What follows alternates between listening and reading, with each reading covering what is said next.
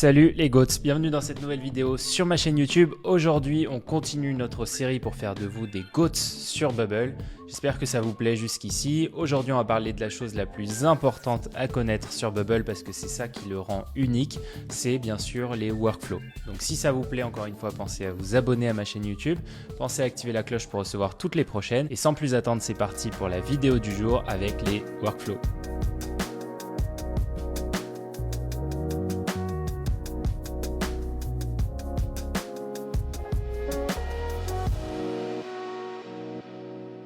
Alors on va parler des workflows et les workflows c'est là où réside toute la puissance qui existe dans Bubble parce que Bubble sans les workflows c'est un éditeur de site un peu classique, allez un petit peu poussé parce qu'on peut quand même faire afficher de la donnée etc.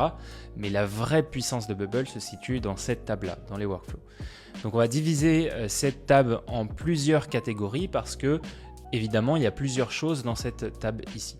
La première chose c'est ce qu'on va appeler les déclencheurs. Donc ici il va y avoir des déclencheurs qui sont natifs dans Bubble ou d'autres qu'on peut installer via des plugins et qui vont déclencher un workflow à travers certaines conditions qui vont se passer. Donc on va voir tout ça ensemble, ça peut être soit des éléments généraux, soit des éléments précis comme par exemple un bouton a été cliqué etc. Soit un événement customisé où là on va pouvoir rediriger d'un workflow à un autre. Donc ça c'est pour les déclencheurs. Ensuite sur chacun des déclencheurs vous avez une série d'actions. Et donc cette série d'actions, ça c'est ce qu'on appelle un workflow et ça c'est ce qu'on appelle une action. Et vous pouvez avoir dans un workflow, je sais pas, 20, 30, 40 actions. Et en fait ça va être une liste de différentes actions que vous pouvez faire. Donc ça c'est le trigger, c'est ce qui va se passer et ça c'est l'action qui va se passer. Si vous prenez par exemple Zapier ou les outils d'automatisation, et ben ça c'est le trigger. Et ça, c'est les actions. Voilà, rien de plus compliqué. Et en fait, du coup, il y a plein d'actions différentes qu'on va voir ensemble aujourd'hui. On va peut-être pas toutes les voir, mais on en va en voir pas mal. Et c'est là où on va justement venir mettre toute la puissance. Mais évidemment, ces actions, on ne veut pas forcément les trigger à chaque fois. On peut avoir par exemple certaines conditions selon lesquelles on va les déclencher ou non. Ça, c'est ce qu'on va appeler les conditions. Donc c'est comme les conditions sur l'éditeur. Ici, on va pouvoir mettre des conditions qui vont faire en sorte est-ce que ce workflow général, donc le workflow va se déclencher ou à l'inverse, est-ce que si par exemple ici on met une action, donc là on a notre workflow ici on a notre action. Et sur chacun des actions et des conditions, on peut venir mettre, sur chacune des actions ou des workflows, on peut venir mettre des conditions. Ces workflows-là, on peut les ranger sous forme de dossier, sous forme de couleur, ce qui va nous aider à bien codifier les éléments. Donc ici, on a notre trigger user is logged in et on va voir tous les triggers qui existent. Donc le premier, c'est if user is logged in. Donc là, on peut dire quand l'utilisateur, par exemple, est connecté, fait X ou Y action. On peut déclencher n'importe quelle action. On pourrait l'utiliser aussi pour dire, par exemple, quand l'utilisateur est connecté, mais que, je ne sais pas, par exemple, il n'est pas premium, on pourrait mettre, par exemple, une condition ici premium, et on pourrait faire oui/non. Et ben, on peut dire que, par exemple, si l'utilisateur premium is no et qu'il est connecté, eh bien, on le renvoie vers la page où il n'a pas accès. En fait, je dis ça parce que sur certaines pages, sur Bubble, on peut utiliser les pages et pour aller justement chercher l'information. Donc là, admettons que, je ne sais pas, ce ne soit pas la page index, mais que ce soit la page / contenu premium. Si la personne tape l'adresse de votre application / contenu premium, elle pourra accéder au contenu premium. Donc pour ça, pour empêcher les gens qui n'ont pas accès normalement au contenu premium, on utilise ces actions. On pourrait aussi utiliser par exemple when page is loaded, c'est-à-dire quand la page est chargée. Donc ça, c'est pour définir plusieurs actions en fonction du statut de connexion. Est-ce qu'il est connecté, est-ce qu'il n'est pas connecté?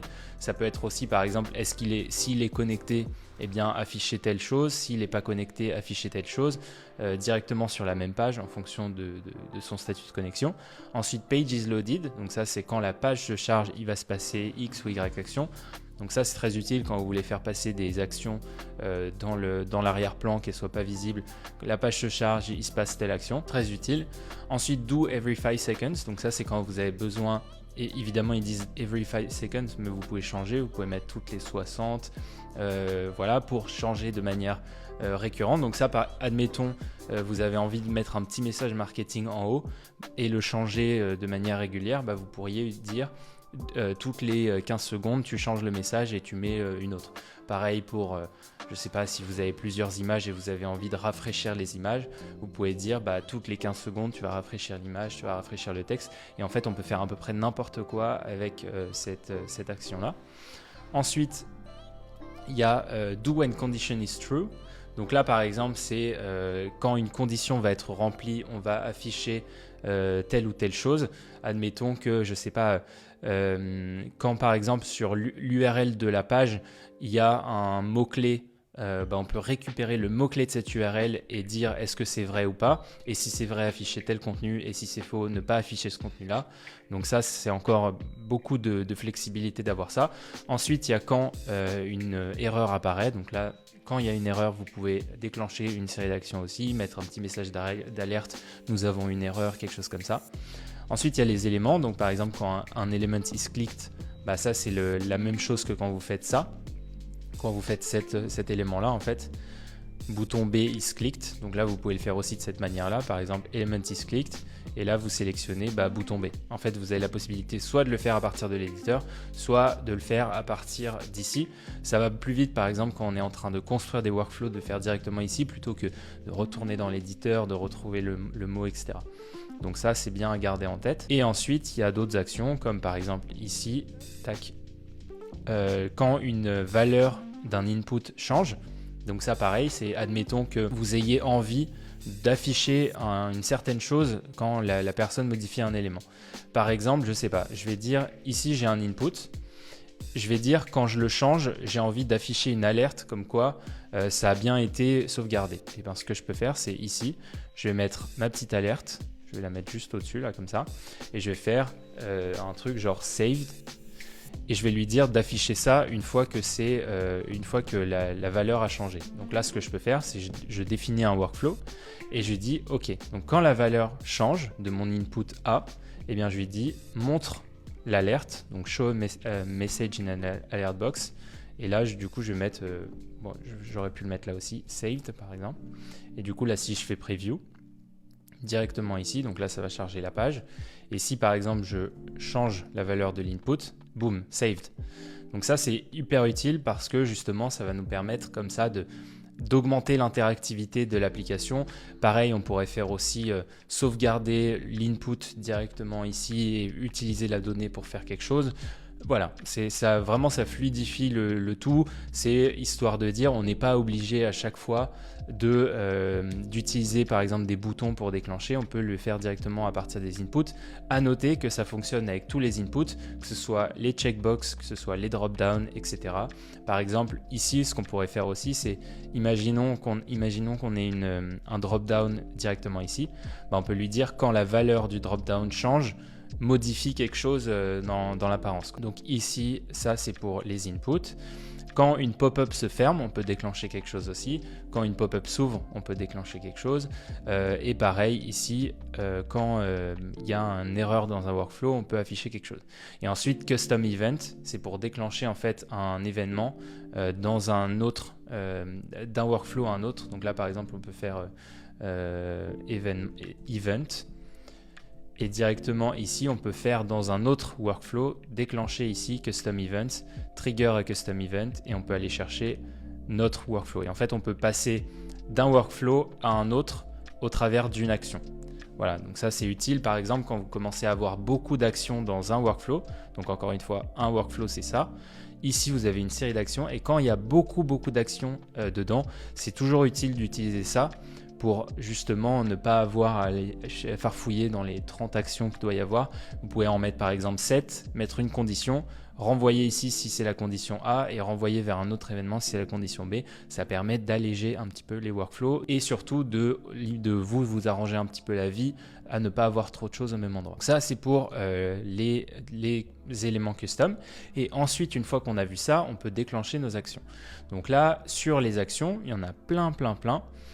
Soit on peut faire des actions qui vont être liées à l'utilisateur. Donc là, on peut faire plusieurs choses. On peut faire par exemple créer un compte à l'utilisateur. Pour ça, on utiliserait sign the user up, log the user in. Ça, c'est pour le connecter. Donc là, ensuite, on peut aller chercher ici et on peut aller chercher des éléments qui sont sur notre page pour vérifier que l'email est bon, etc. Et ensuite, on peut venir du coup mettre d'autres actions, par exemple ici, log the user in, sign up login with a social network, donc avec Google, Facebook, etc. Log the user out pour le déconnecter. Update the user credentials, donc que ce soit le mot de passe ou l'email, on peut changer comme ça. Make changes to current user, donc là c'est pour changer des données de l'utilisateur. La différence entre ici et ici, c'est que là ça va être les informations de connexion, tandis qu'ici ça peut être n'importe quoi de l'utilisateur, son prénom, son nom, je sais pas, le nombre de fois il est revenu sur l'application, etc. On peut envoyer un email de confirmation pour vérifier que son email est bon. On peut envoyer un mot de passe pour un lien par email pour envoyer un password reset, donc un lien pour qu'il puisse réinitialiser son mot de passe. On peut envoyer un lien pour se connecter avec un Magic Link. C'est quelque chose qui est très utilisé dans les SaaS en ce moment. C'est de pouvoir permettre aux utilisateurs justement d'envoyer, de ne pas avoir à retenir un mot de passe, mais juste à chaque fois de se connecter grâce à l'email. Vous pouvez créer un compte pour quelqu'un d'autre. Vous pouvez permettre à l'utilisateur de checker son mot de passe. Vous pouvez lui assigner un mot de passe temporaire, vous pouvez changer l'email pour quelqu'un d'autre et vous pouvez déconnecter un utilisateur. Donc ensuite, ça c'est pour les comptes, donc on peut vraiment jouer avec plein de choses sur le compte. Ensuite, dans la navigation, vous pouvez soit envoyer vers une page, soit rafraîchir la page, soit aller à la page précédente, soit ouvrir un website externe, soit faire une pause avant la prochaine action. Donc ça c'est utile si par exemple vous avez je sais pas, besoin qu'il y ait un chargement ou qu'il y ait un effet visuel qui se passe avant l'action d'après, vous pouvez faire une pause et définir justement la longueur de la pause et vous pouvez cacher la barre de chargement pendant cette pause. Donc ça, c'est très utile. Vous pouvez mettre fin à ce workflow et en fait, ce que ça fait terminer this workflow, c'est que vous allez avoir une série d'actions et quand vous faites ça, eh ben, ça va arrêter le workflow même s'il y a quelque chose après. Donc ça, en général, on ne l'utilise pas quand il y a quelque chose après, mais on l'utilise en mettant une condition. Par exemple, si current user premium is no, et ben à ce moment-là, ça va s'arrêter là et toutes les actions après, ça va être que si l'utilisateur premium is oui, donc la condition qui est opposée à celle qu'on a mis. Donc ça, c'est pour terminer this workflow. Et ensuite, on va passer au data. Data, c'est là où on va jouer avec les données de notre application et on peut faire plusieurs choses. Donc on peut créer une nouvelle chose. Donc dans la database, on peut aller chercher, par exemple ici, on va créer une nouvelle tâche. Et ensuite, on peut définir les différentes données de notre tâche. Donc là, par exemple, on peut dire que le nom de la tâche, c'est l'input value.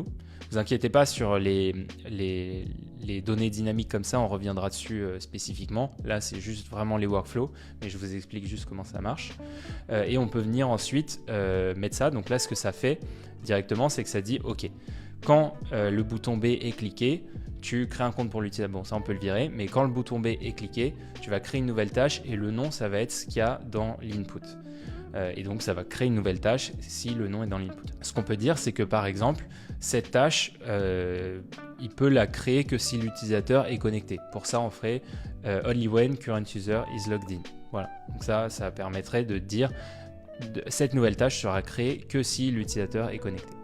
Ça, c'est pour une action toute simple. On peut ensuite venir modifier des choses. Donc là, on peut sélectionner une chose, donc aller chercher dans la base de données ou piocher directement dans la base dans l'utilisateur qui est connecté. On peut faire des changements sur plusieurs choses. Donc admettons que l'utilisateur veuille changer, il a une liste de tâches et il veut changer la liste de tâches qu'il a sélectionnée pour la reporter, je sais pas, à demain. Et ben on pourrait venir ici, on fait make changes to a list of things et on peut modifier une valeur commune pour toutes les autres. Donc c'est un peu comme si, je sais pas, vous sélectionnez plusieurs éléments sur une page, que ce soit Notion, Airtable, etc. et vous modifiez un élément ou pareil, quand vous faites sur Excel et que vous sélectionnez une case et que vous la tirez vers le bas, grosso modo, c'est la même chose sur Bubble. Donc ensuite, vous allez pouvoir supprimer une chose ou supprimer une liste de choses. Vous pouvez copier une liste de choses. Donc ça, c'est par exemple, vous avez une liste d'éléments que vous voulez dupliquer, c'est que l'utilisateur veut dupliquer, vous utiliserez ça. Vous pouvez set a things slug. Putain, c'est dur à dire ça. Et donc ça, à ce moment-là, vous allez pouvoir venir définir le slug d'une chose. Donc le slug, c'est ce qu'il y a après l'URL. Donc par exemple, si j'ai ma liste de tâches, pour avoir une page qui contient ma tâche, j'aurai le tâche slash le nom de la tâche en format URL. Donc c'est ça un slug. Vous pouvez télécharger des données en CSV, vous pouvez uploader des données en CSV. Donc ça, c'est pour justement permettre d'uploader plusieurs données. Vous pouvez supprimer un fichier qui a été uploadé. Et du coup, bah voilà, je pense qu'on est déjà pas mal. Vous pouvez ensuite installer d'autres trucs avec des plugins qui vont arriver ici dès que vous jouez avec les données. Ensuite, l'email, bah ça c'est comme le nom l'indique, c'est email. Soit vous pouvez envoyer des emails, soit vous pouvez envoyer des meeting requests by email. Donc ça c'est utile quand par exemple, je sais pas, vous avez un outil pour les sales, etc. qui puisse avoir planifié directement depuis l'application Bubble et envoyer des meeting requests depuis Bubble. Ensuite, paiement, bah là c'est tous les trucs avec Stripe. Donc là je vais pas en parler aujourd'hui parce qu'il y a beaucoup de choses. Mais ce que vous pouvez faire, c'est collecter les informations bancaires. Vous pouvez charge, c'est justement prendre le paiement de ces données bancaires collectées. Vous pouvez abonner un utilisateur à un de vos plans. Par exemple, je ne sais pas, vous vendez un abonnement, bah, vous pouvez abonner l'utilisateur à ce plan. Vous pouvez, voilà, plein de choses, je ne vais pas tous les faire. Analytics, bah ça c'est comme le nom l'indique, c'est les éléments analytics. Par exemple, vous avez Google Analytics, bah c'est pour enregistrer justement les événements qui vont se passer dans votre application et les faire retourner à Google Analytics pour qu'ils puissent bien suivre les conversions. Ensuite, Element Actions. Ça, c'est encore une partie très importante. Vous allez pouvoir montrer ou cacher différents éléments en fonction des actions qui vont se passer. Donc par exemple, show, ça peut être montrer une pop-up, montrer un groupe, montrer X ou Y éléments. Ensuite, il y a toggle, et ben ça c'est pour cacher, ou enfin c'est comme les toggles. Ensuite, il y a animate, ça c'est pour animer un élément, donc vous allez pouvoir mettre un petit effet dessus sympa. Par exemple, la pop-up, bah, j'ai envie qu'elle mette, en plus il vous montre la transition que c'est. Bon là, vu que c'est blanc sur blanc, on voit pas trop, mais voilà, il y a plusieurs types d'animations pour justement rendre vos interactions plus dynamiques. Scroll to, bah là ça va descendre jusqu'à un certain endroit de votre page. Donc là, ça peut être par exemple soit d'une page, soit d'un élément d'ailleurs. Soit vous voulez scroller à, je sais pas, 100 pixels de la page, bah vous pouvez faire ça. Donc ça, c'est très utile par exemple quand vous avez des différentes sections. Par exemple, je sais pas, imaginons que vous ayez que la personne clique et que vous ayez envie de la descendre sur la page, bah vous pouvez utiliser ça. Voilà, ensuite, donc ça c'est pour scroll to, vous pouvez scroller jusqu'à n'importe quelle page, élément de page ou n'importe quel élément. Set state, alors ça c'est les custom state, on va revenir dessus, mais en fait vous allez pouvoir sur chaque élément mettre différents paramètres, différentes données. Et en fait ces données, elles vont être stockées temporairement pour afficher, cacher, attribuer différentes justement données. En fait, c'est un petit peu dur à définir, mais c'est pour ça que je ferai une vidéo dédiée qui explique mieux. Mais en fait, set state, vous allez l'utiliser tout le temps, vous verrez. Ensuite, input, donc là, il y a set focus. Set focus, c'est en gros, ça va surligner l'élément qui nécessite d'être rempli. Admettons que vous ayez envie, que la personne en arrivant sur la page, elle aille directement dans une barre de recherche, et ben vous faites set focus et ensuite vous choisissez l'input nécessaire. Ensuite, vous avez d'autres éléments comme par exemple reset input, donc là ça va vider ce qu'il y avait dans les champs, en fait ça va le remettre à 0. Ensuite, group, il y a display data ou reset data, donc ça, admettons que vous ayez un groupe qui contient une certaine donnée, comme par exemple les données de l'utilisateur, et vous avez une liste à côté d'autres utilisateurs et vous voulez que la personne, en cliquant sur un élément de la liste, ça l'affiche dans un gros carré qui contient une photo avec une petite description. Et bien vous pouvez faire display data directement dans un groupe en fonction de ce que la personne a cliqué dans le repeating group. Et ensuite, ce que vous pouvez faire, c'est si vous avez envie de revenir à l'état initial, par exemple l'utilisateur qui est connecté, et ben vous faites reset data et comme ça, ça va enlever la data qui était là conditionnellement et ça va remettre la data d'origine. Ensuite, repeating group, bah, vous pouvez choisir d'afficher une liste, vous pouvez choisir de montrer les précédents de la liste ou les suivants, vous pouvez clear list, donc c'est la vider, vous pouvez aller à une certaine page et vous pouvez scroll to entry. Et donc ça, c'est scroll to entry, c'est très pratique parce que ça vous permet justement d'aller à l'endroit que vous voulez dans la liste. Donc admettons que vous ayez 50 personnes dans une liste, que vous voulez aller directement aux gens qui ont la lettre R, et ben vous pouvez faire scroll to entry et ensuite vous pouvez choisir où est-ce que vous allez scroller. Et là, vous choisissez par exemple entry to scroll to et vous pouvez chercher le type de données, vous filtrez ceux qui commencent par un R. et du coup vous allez scroller jusqu'aux gens qui vont commencer par un R. Donc là on a tous ces éléments là. Ensuite on a show a message in an alert box, c'est ce que je vous ai montré tout à l'heure quand vous montrez une alerte.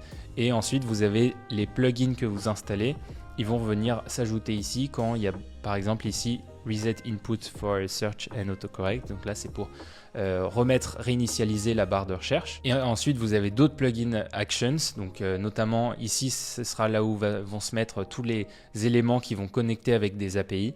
Ils vont venir se mettre ici. Et ensuite vous avez custom events, donc comme on a vu, soit on peut juste le trigger, soit on peut le schedule dans le futur, donc par exemple dans 5 minutes, dans 10 minutes, dans 2 jours, etc. Soit vous pouvez trigger custom event from a reusable element. Donc là, c'est quand vous allez utiliser des éléments réutilisables, vous pouvez définir un événement custom à partir d'ici. Vous pouvez déclencher un custom event quand un certain type de données change.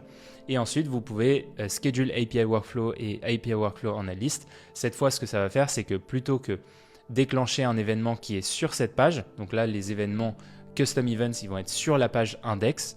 Schedule API Workflow, en fait, ils vont être dans le serveur directement. Donc là, on va passer du front au back avec cette action et ça va justement déclencher cette action sur le serveur directement dans les back-end workflows. Vous inquiétez pas, on reviendra là-dessus encore une fois. Là, je sais que pour l'instant, je fais toute la liste. Ça peut être un peu compliqué et impressionnant, mais ne vous en faites pas, c'est relativement simple. Donc Schedule API Workflow on a list, c'est la même chose. Ça va prendre, vous allez lui envoyer une liste directement à ça. Et en arrière-plan, ça va envoyer la même chose pour tous les éléments d'une certaine liste.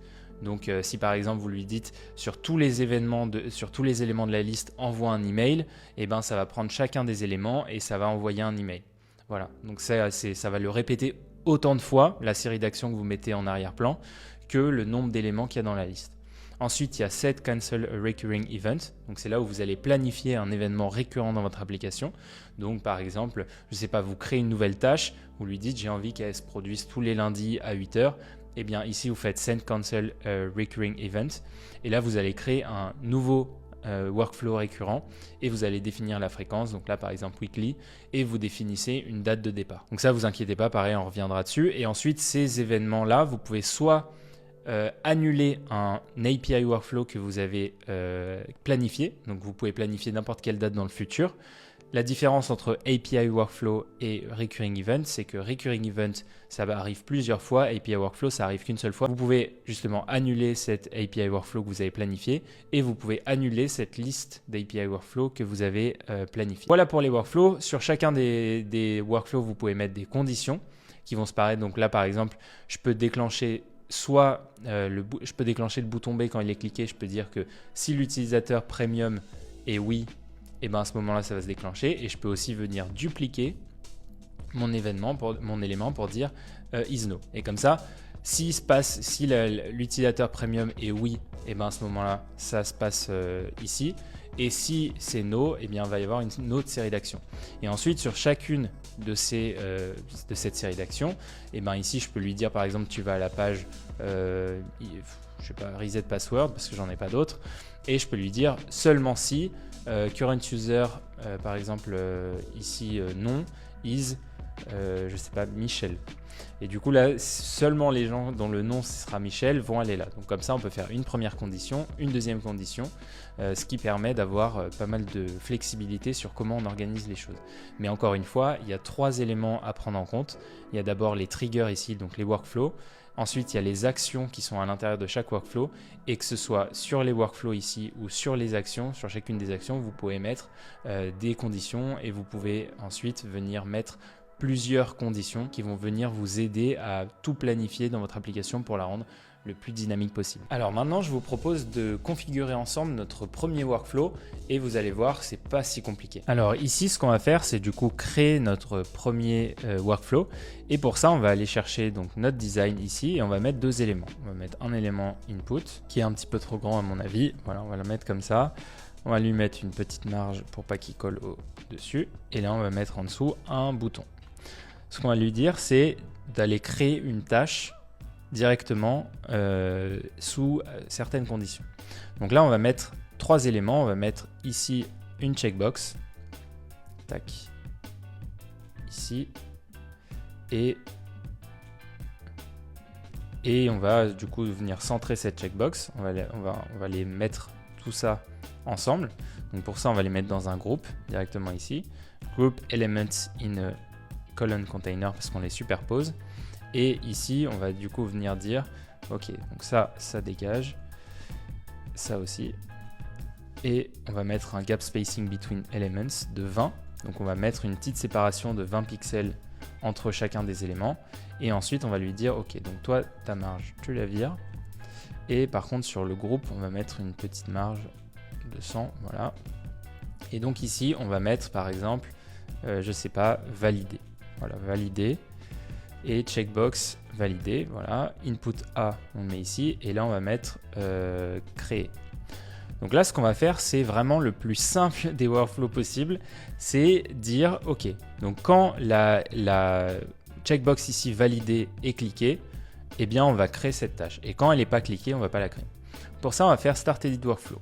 Ici, on va créer une nouvelle tâche. Donc, quand le bouton Créer is clicked, eh bien, on va lui dire, on va apposer une condition, on va lui dire, ok, ce workflow-là, il va se déclencher uniquement si la checkbox est sélectionnée. Donc là, on va faire checkbox validée is checked. Donc que si la checkbox validée is checked, on va déclencher l'action et là on va faire create a new thing. Donc là on crée notre chose, on fait une tâche et on va dire ici que le nom est égal à la valeur de l'input A. Donc quand on fait ça, ce qu'on dit, c'est qu'on dit à Bubble d'aller chercher la valeur qui est inscrite là-dedans afin de la mettre comme nom de la tâche dans la base de données. Donc là, ce qu'on va faire, c'est directement aller voir avec la preview et on va activer le debugger. Le debugger, on fera une vidéo dédiée dessus. Pour l'instant, on va juste s'intéresser rapidement au debugger et je vais vous montrer pourquoi. Donc là, on va faire step by step et on va venir créer une tâche. Donc là, je vais faire par exemple acheter des carottes. Voilà, carottes. Et je fais créer. Et là, il me dit, ok, donc le bouton a été cliqué et la checkbox validée is checked. Et là, il me met en rouge tout simplement parce qu'il dit, la condition que tu m'as donnée, elle n'est pas respectée. Parce que ici, la checkbox validée is checked et non. En effet, j'ai pas validé ma checkbox. Donc il me dit, ok, eh ben, si cette condition n'est pas respectée, eh ben, je m'arrête là et je fais rien d'autre. Par contre, à l'inverse, si je check ma checkbox validée, et là je fais créer, boum, là il passe en vert, il dit ok, c'est bon, cette fois c'est checké, oui, et ça correspond bien à la condition que tu m'as donnée, donc je la laisse passer.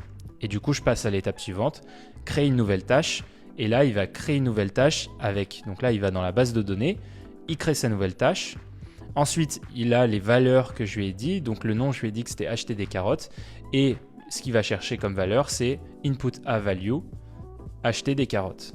Donc il va prendre acheter des carottes, il va le mettre ici en nom et il va créer la nouvelle tâche. Et là, c'est fait. Et donc ici, quand on va dans la base de données, directement, on fait app data. Et là, on a acheté les carottes directement ici, qui a été créé aujourd'hui. Voilà. Donc ça, c'est pour création d'un workflow.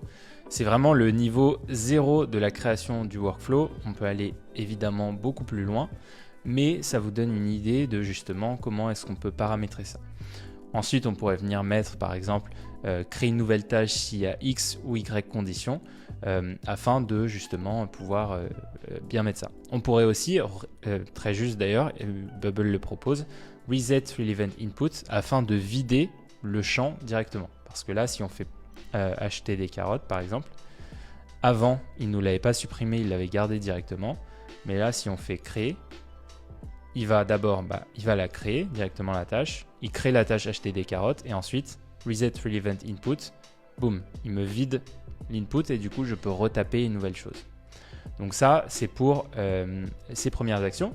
Et ce qu'on pourrait même faire encore pour pimper encore plus notre effet, c'est quand c'est créé, quand on arrive sur la page, donc when page is loaded, eh ben on va mettre set focus on an input element, donc notre input, et là directement ce que ça va faire, c'est que ça va nous directement afficher ça. Donc là regardez bien, ça va charger la page. Ok, page is loaded. Set focus on input A.